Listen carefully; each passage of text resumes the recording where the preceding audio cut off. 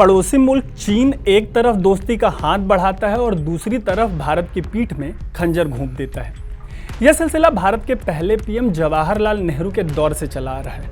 1962 का युद्ध हो या गलवान, भारत चीन के रिश्तों में ड्रैगन के धोखे का यह सिलसिला लगातार जारी रहा है। ताज़ा मामला लद्दाख का है।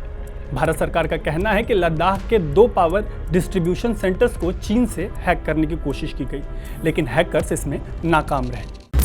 आपको याद होगा कि 25 मार्च को चीन के विदेश मंत्री वांग यी रिश्ते सुधारने भारत आए थे, लेकिन उसके बाद सामने आया हैकिंग का यह मामला।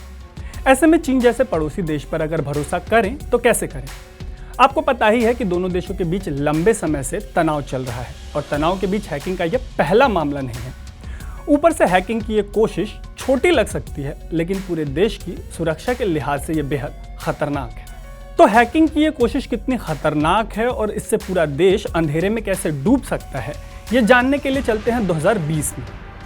आपको याद होगा कि 2020 के अक्टूबर में देश की आर्थिक राजधानी मुंबई की बत्ती गुल हो गई थी, ट्रेनें थम गई थी, स्टॉक मार्केट जो है वो भी रुक गया था। हॉस्पिटल में इमरजेंसी सप्लाई पर सिर्फ वेंटिलेटर्स चल रहे थे, बाकी सारी चीज़ों को बंद कर दिया गया था।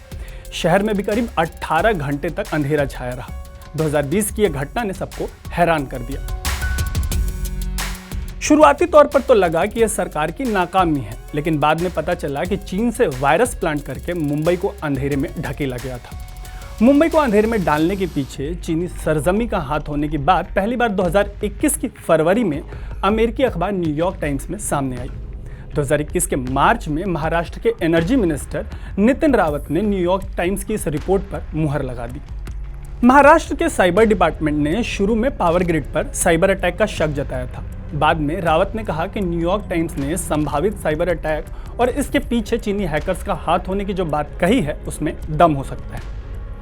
मामले की जांच के लिए 3 कमेटियां बनाई गई। बाद में रावत ने जानकारी दी कि सर्वर में 14 ट्रोजन हॉर्स पाए गए थे।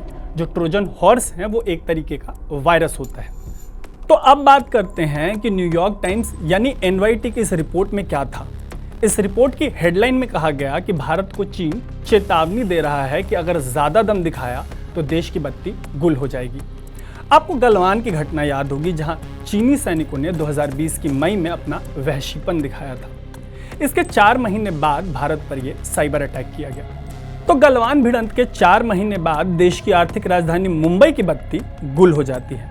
एनवाईटी ने अपनी रिपोर्ट में कहा कि एक तरफ यह हिंसा हुई और दूसरी तरफ भारत को पावर सप्लाई करने वाले कंट्रोल सिस्टम में चीन से भेजे गए वायरस तैर रहे थे। एनवाईटी ने इस रिपोर्ट में एक स्टडी का हवाला दिया। यह स्टडी मैसेच्यूसेट्स की एक कंपनी रिकॉर्डेड फ्यूचर ने की थी।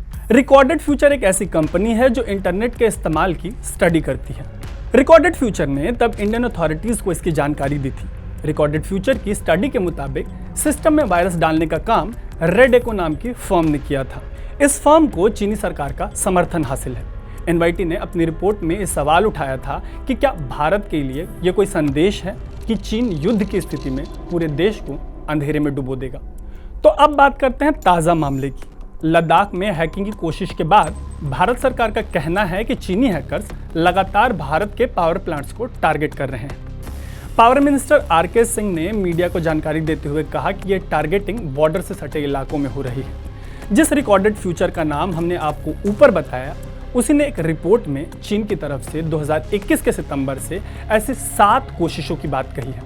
और पत्रकारों ने जब पूछा कि क्या इस हैकिंग में चीनी सरकार भी शामिल है, तो इसका कोई साफ जवाब नहीं मिला।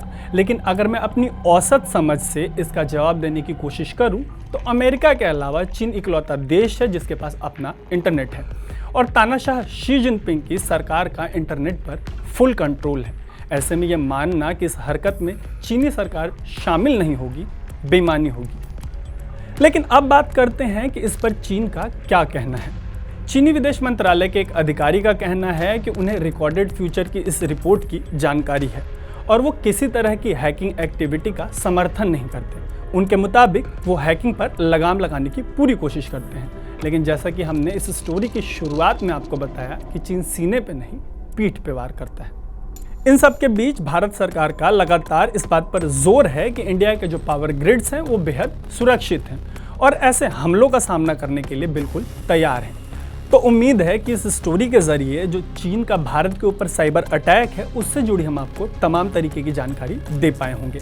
इसके बाद भी अगर आपको कोई सवाल रह जाता है तो आप कमेंट बॉक्स में आइए और हमें अपना सवाल बताइए। हम कोशिश करेंगे कि हम उस पर भी स्टोरी करें।